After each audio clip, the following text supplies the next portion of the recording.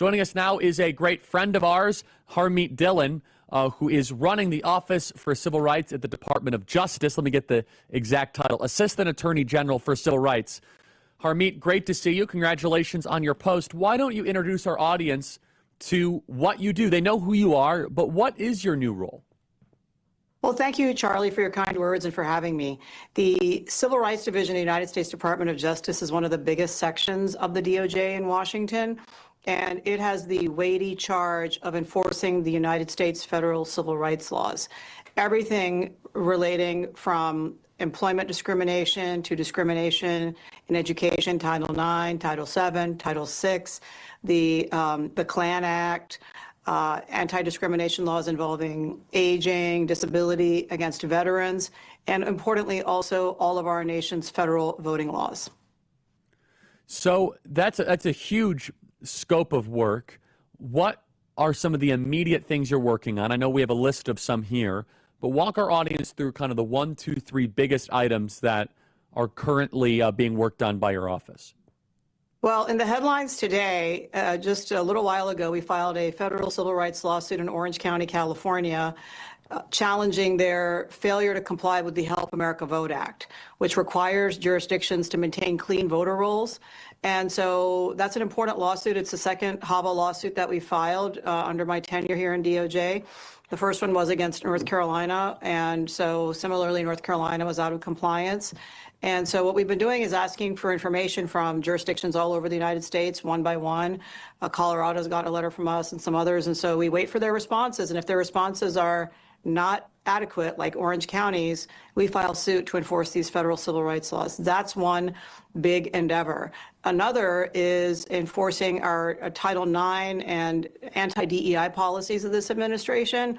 And that's in compliance with the federal Supreme Court precedent, the Students for Fair Admissions, which ruled last year that the institutions of higher learning that receive federal funding, which is almost all of them except for Hillsdale, must comply with our anti-discrimination laws and cannot use quotas to suppress admissions of Asians, whites, males, whatever category. There has to be equal opportunity in admissions, not for groups, but for individuals. But just about every institution in the United States that we've looked at seems to be out of compliance. And so we are one by one sending letters to those as well. I sent over 70 of them in my, I think, first or second week in office. We're getting the data back. We're crunching it. We're, drafting lawsuits, frankly. And if we don't get compliance, there'll be a mess of lawsuits on our hands over there. We're doing so many other cases involving veterans' rights and enforcing the laws that protect them from discrimination. Our service members, rather. And, just every day is a different issue. A big issue for me is equality of access for girls in sports. That's an important part of Title IX. And I sent a letter to California a couple of weeks ago demanding that all the schools who participate in California's Interscholastic Federation, which has allowed boys to take girls' trophies, comply with federal guidance on this issue.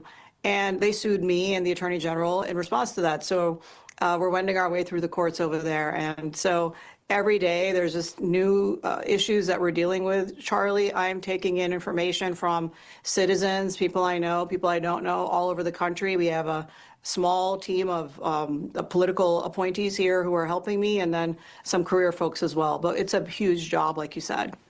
Yeah, it's a beast. Before we go further into the details here, can you just tell our audience what Obama and Biden used this office for? It was one of the biggest at the Department of Justice. Yeah, there were over 400 attorneys when I got here to the Civil Rights Division. They're less than half now because more than half of them quit when I made clear that our priorities were going to be enforcing the laws equally for all Americans, not just weaponizing it for a select few. That's exactly what the Obama and the Biden administrations did.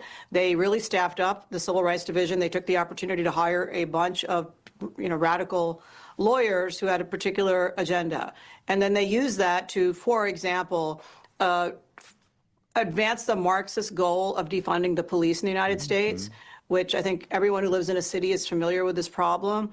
and they concocted these consent decrees and really never proving them in court for the most part, and just sort of forced them down the throats of these cities. And a lot of cities were on the other side themselves, having, city council members who also wanted to defund the police. So they were happy that the DOJ was doing their dirty work for them and making it seem like this was a federal priority as opposed to a local priority.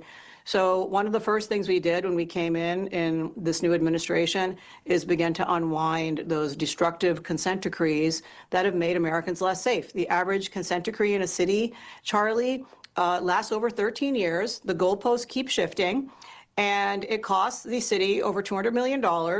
Some fat cat lawyer and some big law firm on an expense account gets paid over $1 million a year typically to enforce these consent decrees, and crime goes way up in each city with these consent decrees. That's called the Ferguson effect. Mm-hmm. We don't want that to be the case. There's the occasional cop who commits misconduct. We prosecute those individuals, and that is kind of the core of our constitutional system.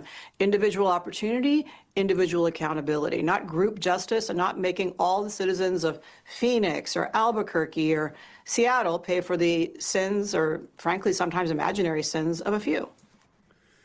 And this was so weaponized intentionally to try and stop police from doing their job. Is it conceivable that as we lift these consent decrees, violent crime in this country should go down? Oh, 100%. I mean, you see it all over America that good cops who go into law enforcement and risk their lives to keep us safe every day, they flee cities with consent decrees at just radical levels. And the reason is that instead of doing their job of policing, they have to do a bunch of paperwork. They have to constantly meet with so-called community groups that are pushing a particular agenda. And it makes their lives miserable, and they can't do the policing that they wanted to do. So they go to another jurisdiction where they don't have to comply with these ludicrous rules forced from Washington by lawyers who've never tried a case and frankly are doing this from home during COVID.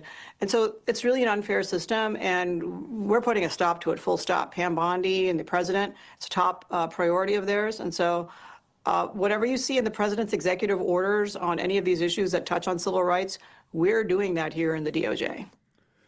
So let's dive deeper into some of the details here. And so this is from your account right here. Allowing non-citizens to vote in elections is a violation of American people's rights to determine their future. I don't want you to speculate, but what are some of the major other prime targets of potential non-citizens voting? And what is the plan at DOJ to address this and get the non-citizens voting issue solved? Okay, so big picture is that our election laws and our system of federalism are, first of all, made for the most part, by state legislatures. That's an important point. And there are some federal laws regarding clean voter rolls and other issues, National Voter Registration Act, Help America Vote Act. There's also an important law called the Voting Rights Act, which is used in the subject of extensive litigation on the left and redistricting, really weaponizing it in one direction. And so we don't have jurisdiction over everything. So we don't have jurisdiction over how states do their thing for the most part, but we do have jurisdiction over clean voter rolls, and that's the Help America Vote Act. And in this case, Orange County received credible information from, it's well publicized, that there were people on the voter rolls who are not American citizens. And there's many ways that this can happen.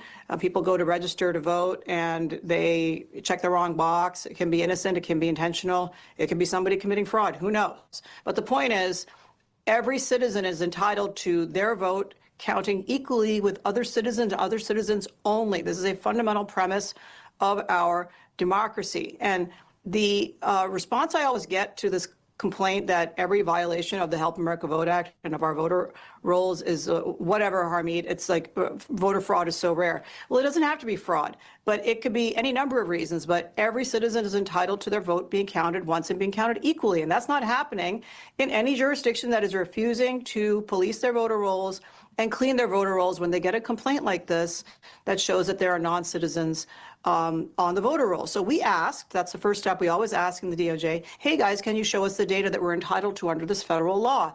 and they refused to give it to us. So this lawsuit followed today. And that's going to happen to other jurisdictions that are refusing to comply with the Help America Vote Act. And we've sent letters out to other jurisdictions.